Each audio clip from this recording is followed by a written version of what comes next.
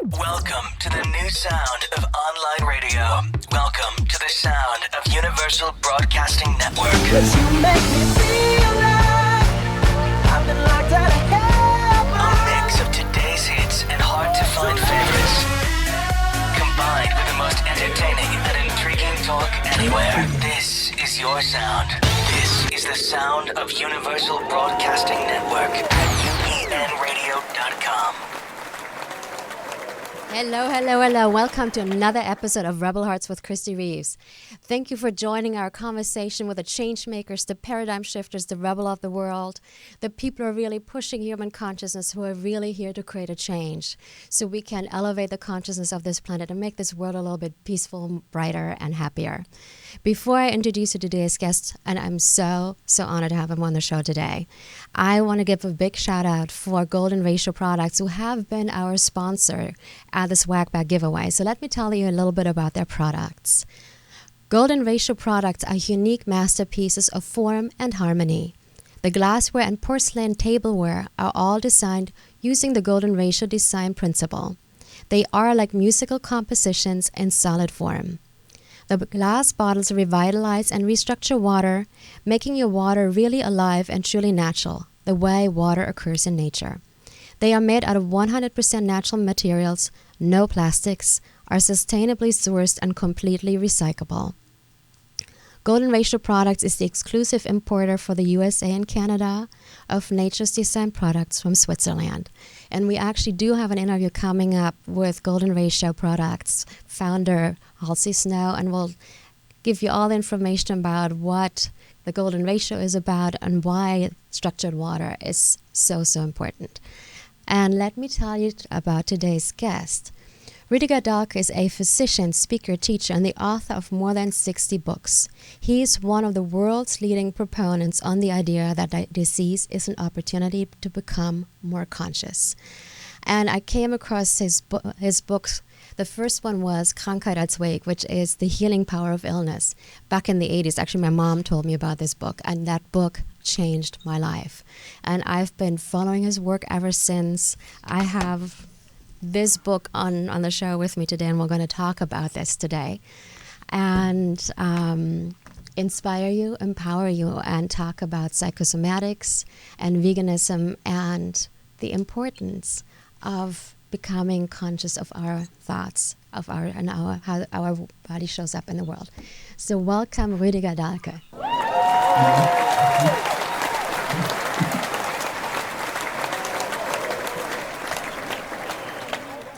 Welcome. And I'm so honored to have you on the show. Honestly, your book changed my life. It just opened up something within me that got me on the journey that I'm on today. And where I actually would like to start is where it started all for you. Because you studied medicine and then got onto this whole journey of studying holistic aspects and shamanism and meditation and really moving into the psychosomatic medicine aspect. What inspired you to do that? What was your motivation behind that? There are several motivations. Frankly speaking, one thing was I was so fed up with what I experienced in university medicine that we were not allowed to talk with people. Even on our cancer department of the hospital, we couldn't talk about death. It was ridiculous. Everybody knew coming to this department, it was really a question of life and death. And we were not allowed to talk about this and just do this chemotherapy thing. So there were negative aspects that made me just quit the whole thing and traveling around the world for a year and just looking at other opportunities, possibilities in medicine. So that took me to some shamans. I went to Africa, to Asia. I did meditation since a long time. So I had new special places and I found very interesting things. And when I came back, I started with Torvald Detlefsen, a psychotherapy, which was very spiritual in a way. We call it reincarnation therapy or shadow therapy. And I did this for almost 30 years. The positive motivation also was I was always interested in talking to the people, to my patients. And in the early days, we visited them at home. It was very interesting to see the places where they became ill. And I got a feeling that there's a connection between the places and the illness, things like that. Then I started to read a lot. Paracelsus, for example, said the same thing. He said a good doctor should see from this environment what illnesses his patients get. And from the patient and his illness, we should see which environment he lives. So this was the old medicine. And I found that there in the old medicine were a lot of really important things we just missed. And I found that especially with, for example, cancer, in the 1930s of the last century, there was a German chemist, a professor of chemistry and medicine, Otto Warburg. He knew already a lot about cancer and that it's a question of too much acids in the body. And so we never followed this. He got the Nobel Prize even, but he was very known. And yeah, here you have a picture even of him. So it was such a pity to not follow this track. And we all put all the energy and all the money into chemotherapy and things like that. So I found fasting. I found the ideas of Hildegard of Bingen. And she said already that from the 35 illnesses, she called it bad things or something like this. 29 would be cured by fasting. So of course I tried fasting and I found it a very good thing for me. I was a vegetarian since childhood almost because I was so much in favor with animals. But later in medicine, I found that there is more to it, even in health respects. And for ecological reasons, it's not good to eat animals. I always try to convince my seminar guests and my patients of this. But you know, people don't do so much for starving children or environment things or animals. But when I first got in English then, from Colin Campbell, this China study, then I thought, okay, this is the bridge I can use. That's how I wrote Peace Food. So it was all very connected. I couldn't stand the atmosphere in the clinic and in the hospital anymore. There's just questions I was asked if I would also in the future take more than an hour for 20 blood samples, getting blood samples. So I got the feeling I'm not allowed to talk with the people, but just get them their blood. Or a senior doctor told me, could you please, during one of your long speeches you have with your patients, put an infusion to that patient. So I always realized they didn't like my way of talking with patients, and I couldn't stand this just being on this materialistic level. I always thought that there's a lot of psychological connections.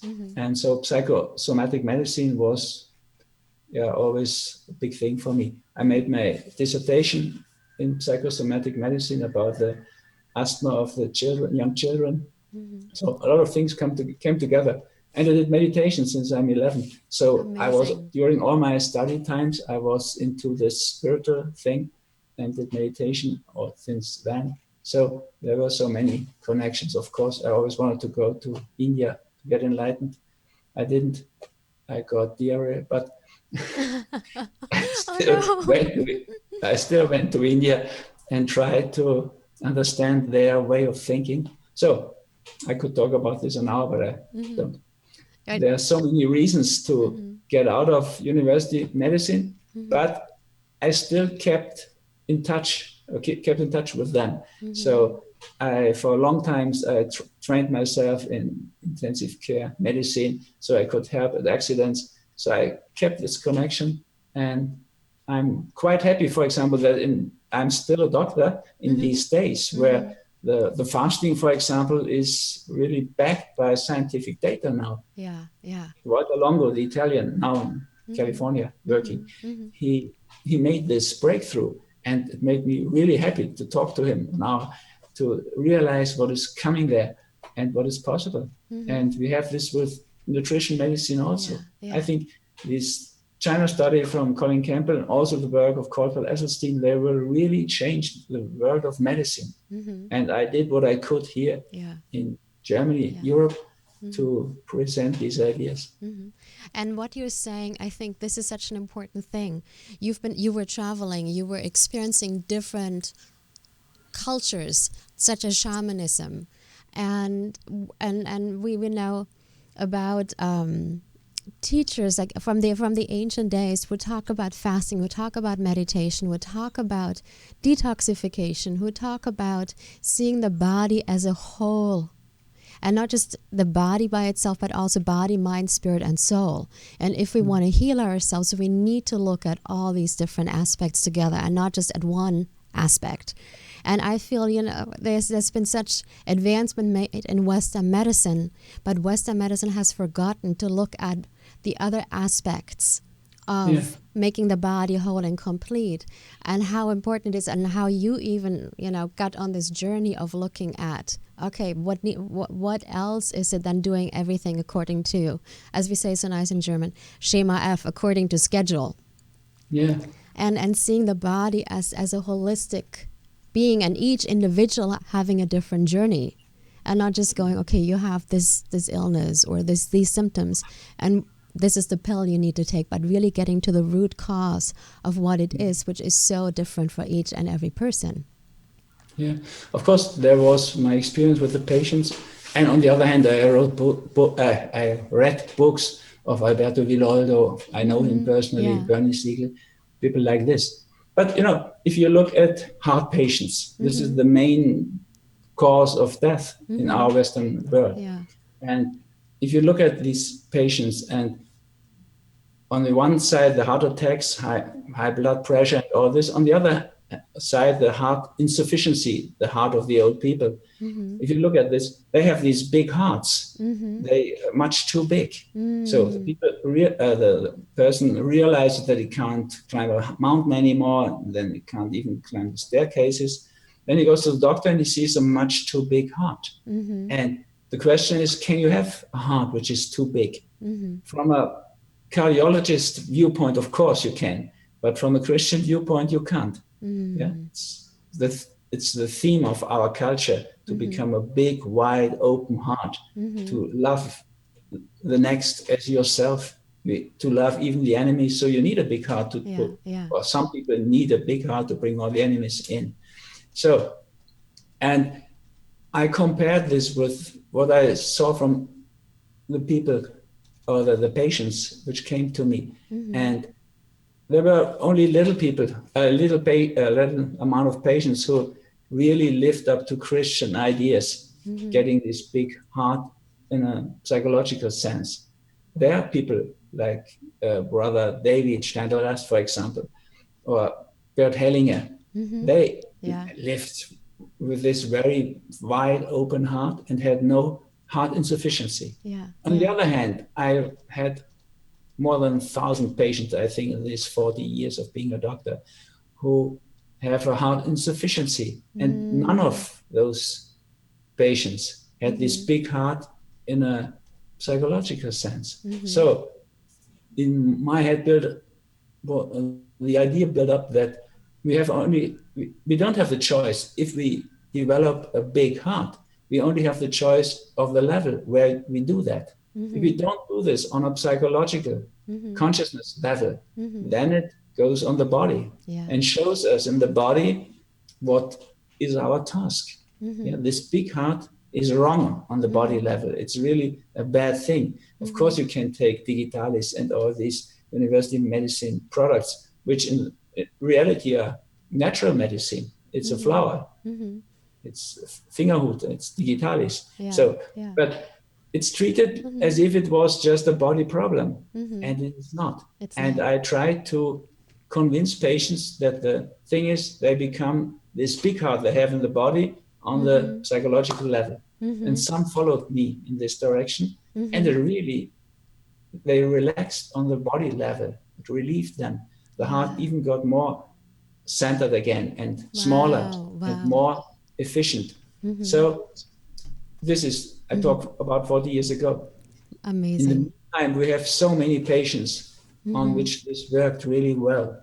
In the books you talked about, Healing Power of Illness was sold more than 2 million copies in Germany alone, and in so That's many incredible. other languages. Yeah. So there's so much feedback coming or came Yeah. in these 40 years. And so I'm quite sure now that this works like this. In the beginning, I had some patients, like being a psychotherapist, you don't have so many patients. So I was very careful. I wanted to talk with all the other doctors, but I found out that university medicine trained people are quite shy about psychic things. They don't want this. And so I did it my way. I wrote it for people in this popular style. So they even accused me of this later and saying this is a populist way of writing. This is not like we need it at the university. But then I could tell them, okay, I tried it. I tried it really for years to talk with you and convince you it didn't work. So I addressed the patients directly, and millions of people, of patients followed this way. The disease as a symbol, for example, doesn't exist. Yeah, it exists as an app in English. Is really also a proof for me now. This book is around in almost so many families in German households, and they just look up every illness, and there are thousands of symptoms in there and hundreds of pictures of illnesses. So if it wouldn't work, they wouldn't sell it in this huge amounts. So today I'm quite sure of this, and it started with things like cancer patients. We had so many cancer patients which were given up by university medicine, and they tried for a last chance to go to this psychosomatic guy in Munich. And I did, of course, fasting, natural medicine, homeopathic medicine, and so. But the main thing was psychosomatic medicine. And when we found out that cancer is more or less a problem of growth, but it's growth on the bad level, on the body level, it's really dangerous. But on the consciousness level, it would be the big chance. And I could experience so many spontaneous remissions, as the university medicine guys tell this. I just call it a wonder, a miracle. And we experienced a lot of miracles, and much more than I was supposed to experience. So and I think I see that with a lot of cancer patients who go the typical route. They're being diagnosed, they go through the Western medical treatment, which is usually chemo radiation, and then they go back to their life the way they led the life before cancer, meaning they eat the same foods, they live the same lifestyle, and even though they've been declared cancer-free, then quite often the cancer comes back. And in your teachings, you also talk about how to see cancer as a chance to transform our life, or any kind of illness as a chance to transform our life. No matter if it's the nutrition aspect, fasting, cleansing our body, eating different foods than we ate before we got sick, but also looking at the psychosomatic aspect, saying, okay, why did the cancer show up? What is it here to teach me? Is there something I need to heal? Is there a change I need to make in my life? And I actually have an interesting story. I met this woman a few years ago, and she was diagnosed with cervical cancer. And she asked the doctor how long until she had to do chemo and radiation. And he said, okay, 3 months maximum. And during those 3 months, she cleansed her body. And she lived on a junk food diet before, and a lot of sodas. So she started cleansing, went on a raw vegan diet. And when I met her, I said, we got talking about psychosomatics, and she said, Kristie, I always thought I had to get rid of the toxins in my body, aka all the food that I ate, and change my diet. But also what I did, I was in a toxic relationship, and I broke up with my boyfriend, and I kicked him out. So I also got rid of the toxins in my relationship life. Perfect. And that's, from my viewpoint, the main thing, psychosomatic, first place, psyche. So, of course, I would also recommend fasting as a start, and then change the diet into what I call peace food. Biological food only, as raw as possible. I mean, in California, then if you're in Germany, it's really easy in California. But still, I try to convince them to do this. But psychosomatic. Yeah. So the best thing is to clean the staircase from upside down and not try to do it from down to the upside to up. Yeah. So a toxic relationship is really a thing which can kill someone. Yeah. So this is more important than the toxins you have on the body level. But it's not a choice. We can use both. So I would always I like to understand psychosomatic medicine not as psychic medicine. This is a mistake they do if psychoanalysts do the psychosomatic medicine at the universities. It means the psyche and the body. And of course, with people like cancer patients, fasting as a start and then changing the diet for good way. And sometimes even this is enough. Yeah, if people don't want to touch the psychic level. But the best thing, and which makes me very happy in these days, is that we can use both. And we have even scientific data now for this nutrition level and for the fasting. So I don't have to fight with them anymore. So this really changed for me. That also makes me happy. You know, the first 10 years of my career, I fought with those university medicine doctors and the chambers of doctors and all this. And now I give trainings for them. And the chamber of doctors now they're coming to you. Yeah, they get their points and I make educations for them.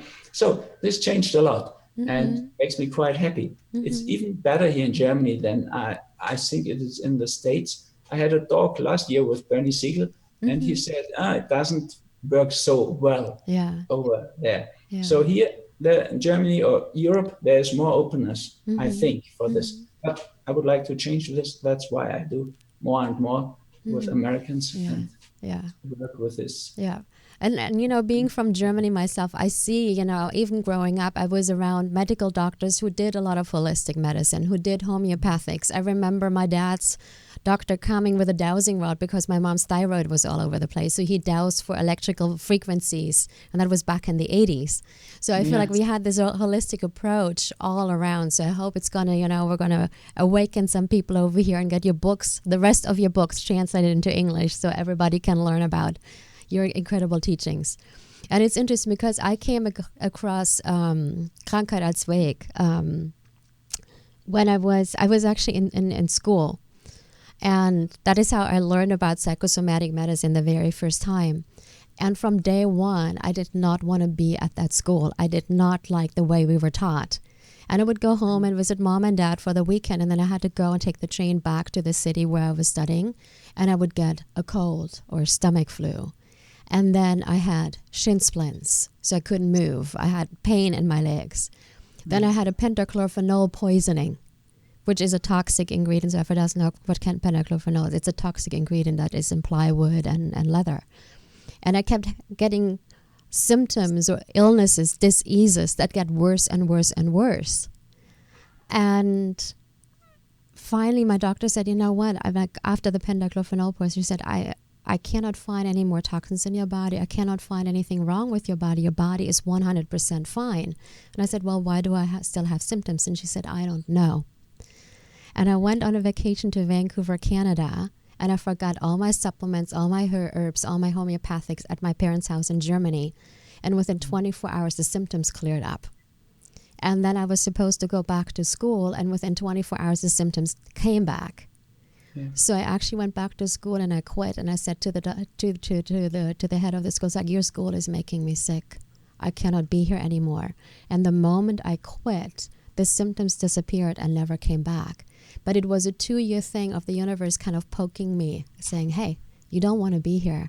This is not healthy for you. Let's give you a flu. Let's give you a little thing. And because I didn't listen, and because I thought this was my only option of getting that degree, I kept pushing through it instead of listening to my body. And then I came across your book. My mom actually gave me your book, and she said, you need to read this book. And that's when the light bulbs went on. And then when I actually saw my body reacting to being in school or not being in school, I'm like, yes, this is psychosomatics. This is my body telling me this is not healthy for you. Perfect. Yeah. It's a little bit what happened to me in hospital. Yeah. the feeling, if I get ill in this hospital from this atmosphere, how could I help people get healthy? Yeah. And after 1 year, it was, enough, a little bit more than 1 year. So I started my journey. Yeah. And yeah.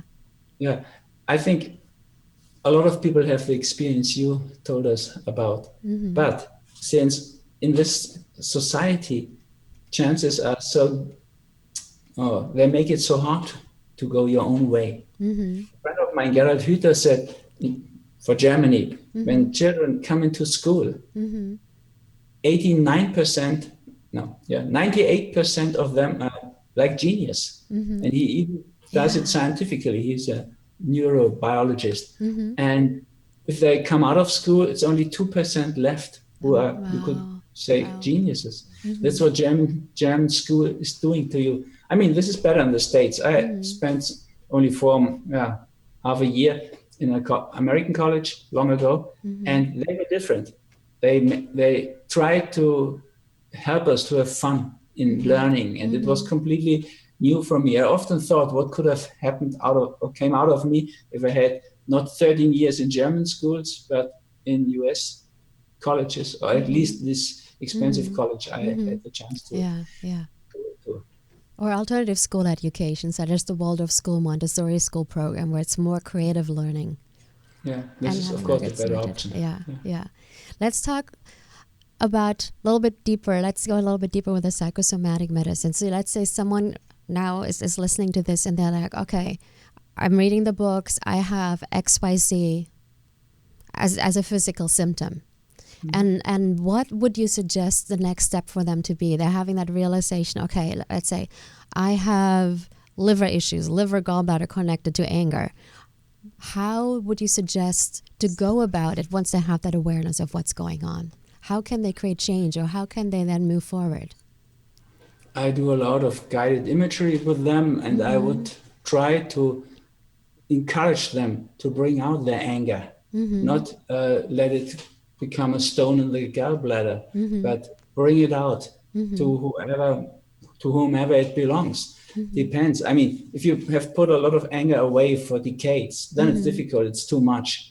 So you can't just encourage them to bring it out. But with young people, this would be a good idea. So the same with, high blood pressure. I would recommend to bring out this pressure out of your vessels into life. And it's not calming down and meditation for high blood pressure. My viewpoint, which is still homeopathic in a way, is bring it out. Fight your fight with your boss or your father or both of them. So this is a good thing. Allopathic medicine is good if he has 240 blood pressure. Of course, I would also calm him down to prevent a stroke the next minute. But in general, I would always recommend to do what the symptoms show you. What is necessary. Like with the heart, the big heart on the body shows you to open up your heart to get a big heart. If the growth is in the body, you bring it in your life. It's what we do today. It's normal for a child to grow up, but then a lot of people grow in this direction. It's not so good. They should make their life round, not their body. And if you convince them that this is the problem, this works quite well. And then the diets get even sense. Otherwise, with the diets, you can do so many diets. And of course, you can reach every goal with diet, but it's not for a long period. The diet is going well, and then it's going back in the old direction. So you have to change the program behind this. This you can. If patients want to do this, of course, they have to have motivation to do this. There's a balance between motivation and excuses. I always try to work with both of them. A lot of people have a good motivation. All people who look at your program, they will have a good motivation. Otherwise, they won't look. But if they have more excuses than motivation, of course, if the relationship is difficult like this, then nothing happens. So I try to talk about the excuses they have, and for sure they will have some, and try to boost the motivation, That's all I can do. I mean, if the patient doesn't want himself, the mother is saying, you have to, this doesn't work. Yeah. Unfortunately, it doesn't work. Every mother wants the best for her child, but child have to have this impetus to want this. You read the book. If you wouldn't have read the book and your mother would have had the idea what is right for you, it wouldn't work. Yeah, it has to be. It has to come from us. It cannot, because I feel like even illness shows up because we're so externally oriented and we're externally imprinted instead of following kind of what you're even talking about, the kids being in school who are 98% genius. And we have that inner urge or that inner knowledge or that inner knowingness about what is right for us and what is wrong for us, what's in alignment with us and what isn't. And we're being taught out of it, or we're being imprinted from the outside about, in regards to this is what you should do and this is what is right for you, instead of being taught to actually listen from within. So it makes sense for me that it has to be also self-motivated. It has to be coming from within, because the illness is probably something that came from without and didn't allow us to tune in and follow in our voice. Yeah. When you did, when you were talking earlier about doing reincarnation therapy or reincarnation with your patients, are you finding, let's say, someone has a physical issue, and have you found that these physical issues also can be either epigenetic, like something that happened in the family, 5 generations back, or even something that's a soul imprint from a past lifetime? I mean, the origin is maybe some lifetimes ago, or I would say it's just a field you're living in. Like the Indians say, you have on the left side all your female ancestors, on the right side all your male ancestors, and they hope that you solve the problem. So Thank you. The danger is we use reincarnation as excuses. I have this problem now because I was, Ramses III. So this is rubbish. We just need this to make things clearer. For example, if someone has an allergy and he has no feeling about aggression in himself. So he reads this in disease as a symbol, a problem of aggression, but he feels and he sees no aggression. So if you let him go into a regression to old times when he had a big wood in his hand and hits it on the head of someone, so he feels aggression. And with this feeling of aggression, I would let him come back here now, and then he would feel, this is the feeling I have if I sit there with my tie at my desk, talking with my lawyer about divorce. He doesn't have the feeling of aggression normally, because he is quite, from the outside, quite calm. But inside is this aggression. So we need this regression thing, like reincarnation, to be more aware here, in the here and now. It's nothing it has no sense to work there in the past. You have to use the past to get rid of it. To get rid of all the old businesses you haven't solved. And you can see them and solve them right here to become free of it. Elizabeth Kubler-Ross said this so good. The old business. You have to solve the old businesses to be free right here and now. I don't want to explain things with old things. So Ramdas, Richard Weber, this is the same direction. The one thing is the here and now. But how to be free here and now. And you have to clean up what is behind you.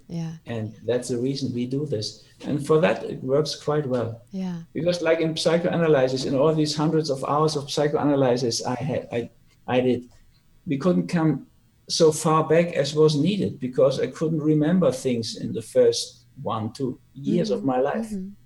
But if you take this trance technique we use for shadow therapy or reincarnation therapy, you can go everywhere. You can re-experience your birth drama. You can go to the pregnancy and you see the conception, and you can go further back. But the idea is not, it's important to go back. The idea is to bring it back here, solve things here. So you don't need this reincarnation thing, but it's a help. It's like you see it on a microscope. You see it clearer. Like the aggression thing. Here, he feels quite calm, and he says, tells his his lawyer to be very hard on his wife and children, things like this. He doesn't realize this is aggression. So we go to a more simple, more archaic situation, and he feels the aggression in his fist and hit him. That's the reason. And what about epigenetics? I'm asking this question because so often people are told, "Oh, it's genetic. It runs in the family because your family had it. You know, it's most likely you're going to get it too." Or, especially when it comes to cancer therapy, cardiovascular diseases.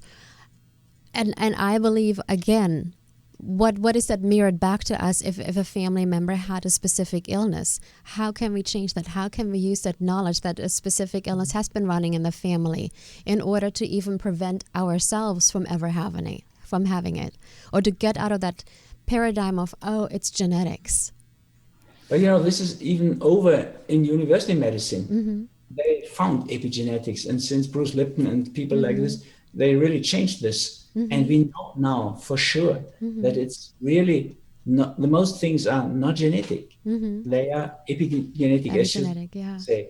For nutrition, for example, if you have the right nutrition, it doesn't happen that you get breast cancer, although you have the BRCA1 and 2. So I think this is, even in university medicine, clear now that epigenetics are at least as important as genetics.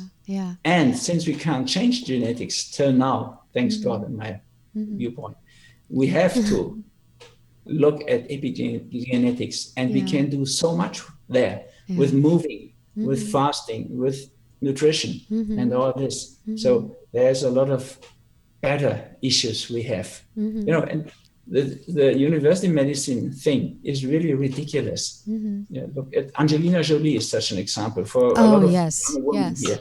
I mean, of course she was afraid when her sister died with 51 of breast cancer. But to let them operate or free you of your breast and your ovaries and your uterus is ridiculous. Because why stopping there? You could go on like this. In the end, you have a brain in a liquid with a fear of brain tumor. This is ridiculous. There's no philosophy behind this, and they don't do it. You need not be afraid that they take everything away. They just do this with organs which doesn't exist in men, and this is a real hard thing. This can't stay like this. Important thing would have been to tell her the task of the breasts. This is on a textile level. Every woman knows this. There is the textiles for breastfeeding. This is about motherhood, the left side, and the right side is more about partnership. And she lived both of these things, as far as I know this. She is very much into motherhood and has own children and taking adoptive children. And they had a free relationship in a way, a liberal relationship. So they lived the other thing. So she was on the right way. And if they would have told her to change the diet and do fasting, everything would have been much better. So you could just say this without being a prophet. The relationship won't work after this if all the female organs are gone. This is difficult to really bring in the right hormones and things like this. So this can show the error of university medicine. You cannot fight or prevent cancer by just taking away organs. I mean, this is a main problem of university medicine. They talk about prevention, prophylaxis, but they can't do it because they have no concept of the meaning of illness. So they try things like vaccination, even pregnancy, they want to do this now. And it's a situation of hopelessness. Prevention would mean I behave in a way that I don't fall ill. Thank you. And what they do is they try to find the problem very early. This is better than later, of course, but has nothing to do with real prevention.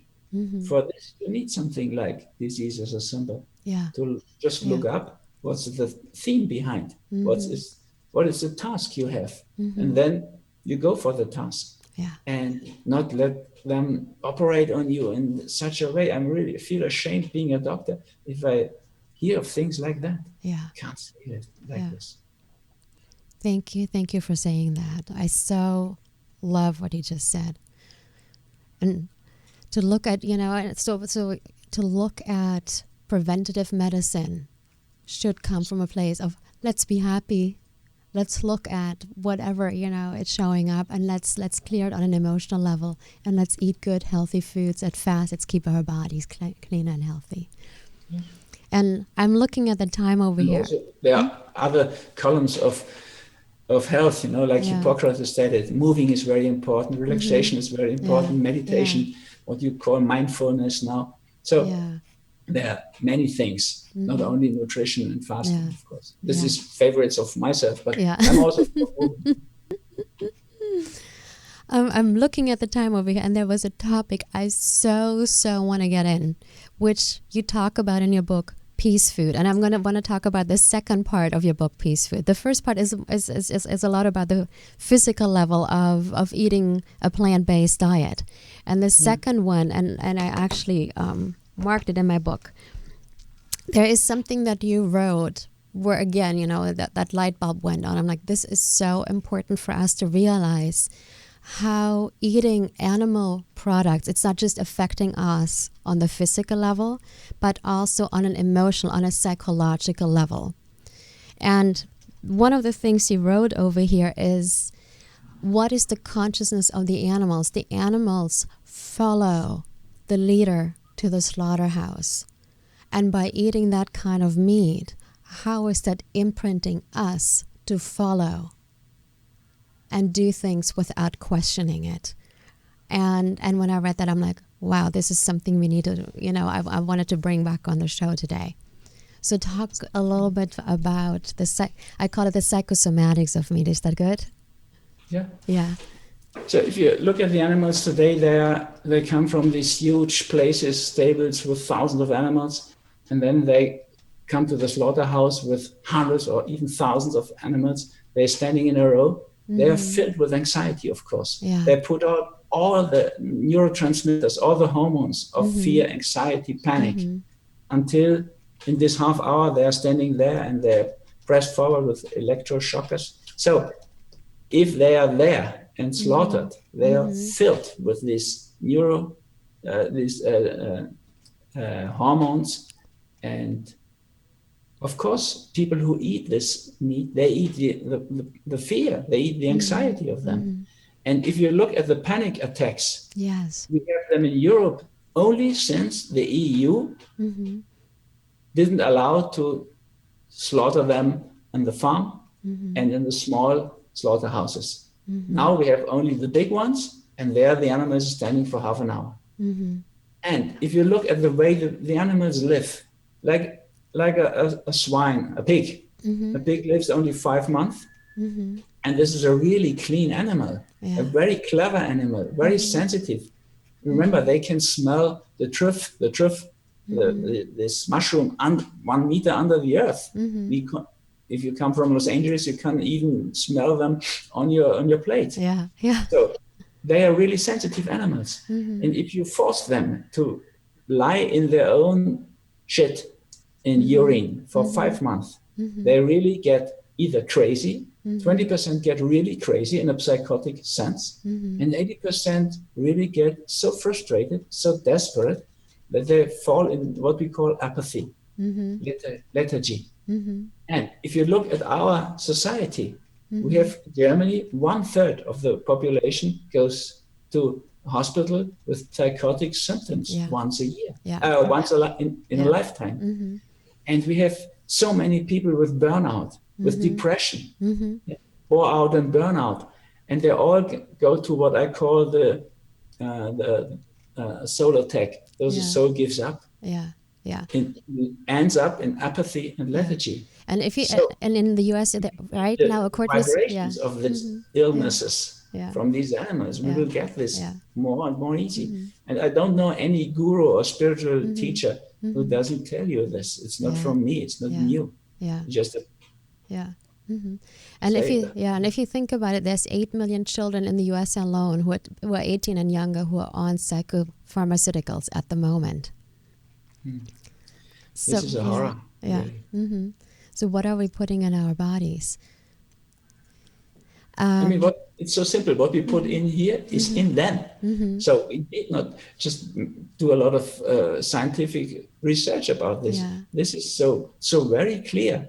What we put in is then in, and it works. Yeah. It works on this physical level because the neurotransmitters are the same in all the mammals. That's usually in my body, your body, and everybody's body, and also in the pig's body. The same. The adrenaline, the noradrenaline are the same. So of course they work. But I'm quite sure that all the vibrations work. If an animal was in panic almost all its short life, then you eat this panic with the meat of this animal. And this is with all the other diseases and things also. With the antibiotics, it's so clear. It's a materialistic level again. But if they're so filled up with antibiotics, of course, this is in the meat. And we have all these resistances, and this becomes a real big problem in medicine. I mean, if you look at the tendencies, we will have a real big problem in the future because antibiotics will not work anymore where we badly need them. There are some dangers you can really see if you look in the future. Also in society, if we get rid of so many workers because we do it all with robots and with IT things, of course, they are out of work then. We will get real problems. And if we do more and more in this artificial intelligence direction, we will get real big problems then. I think in the end, we find that computers can do many things better than we. Like chess playing, they can already do better. Of course. Steering a plane, they can do better already. If we go on in this direction, then in the end, robots would be a real big danger because they can do so many things better. So if we don't do anything there from a political direction or like in medicine, from also medicine policy is idiotic in my eyes. I'm not against antibiotics because in the end we need some. In very special moments. If we put them on all the people, almost, and at least all these animals, then we really produce a huge problem.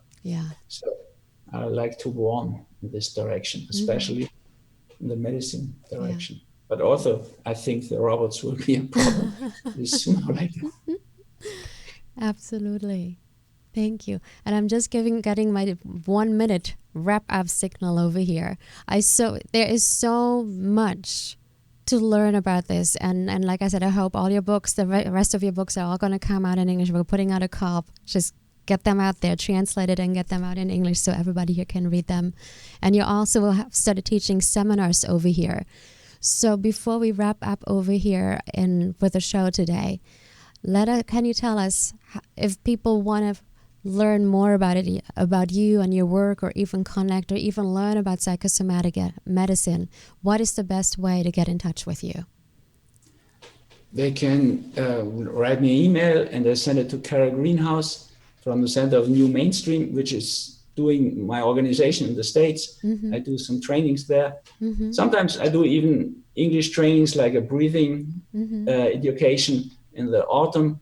This is also with English translation, though there are some chances. My homepage was more or less only German, unfortunately. But you will find under the Stars and Stripes, you find the books which exist in English. There were some like Heartaches and meditation books who were in England, published in England, never really made it to the States, but maybe you can get them still. And you have the app, this app, Simsim, for Disease as a Symbol, and the new book, it's a 30-year-old book, but it's new in the States, Healing Power of Illness. Okay.